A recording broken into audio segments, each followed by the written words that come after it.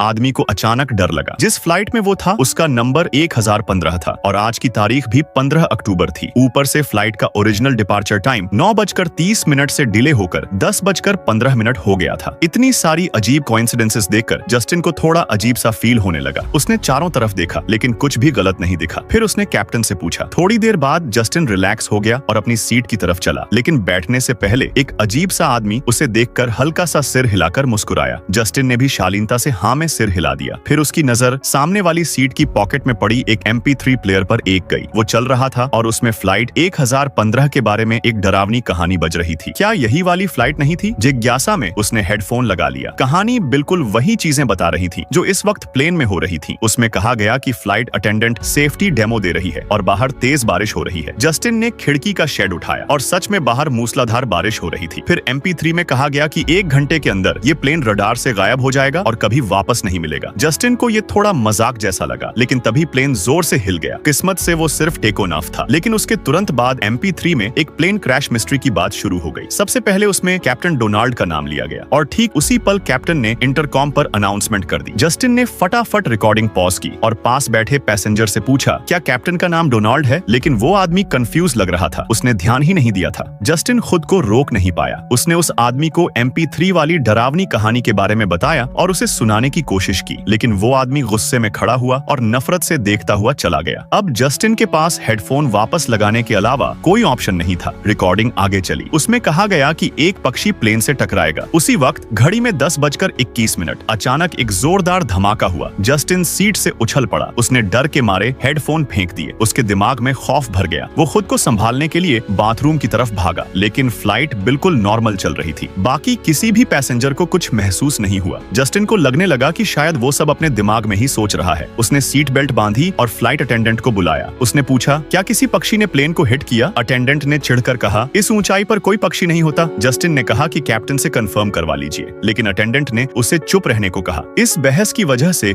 बाकी पैसेंजर भी चिढ़ने लगे। जस्टिन को लगा शायद कहानी ने उसे जरूरत से ज्यादा पैरानॉइड बना दिया है, तो उसने सवाल पूछना बंद कर दिया। लेकिन जैसे ही अटेंडेंट गया, वही आदमी जिसने पहले उसे सिर हिलाकर देखा था अचानक आकर उसके पीछे वाली सीट पर बैठ गया। उसने कहा कि उसे पूरा यकीन है कि एक पक्षी ने प्लेन को टक्कर मारी थी। उसका नाम बर्मन था। वो पहले पायलट रह चुका था और कैप्टन डोनाल्ड के साथ काम कर चुका था, इसलिए वो ये सब अच्छे से जानता था। उसने ये भी कहा कि आमतौर पर क्रू ऐसी बातें पैसेंजर्स को नहीं बताते।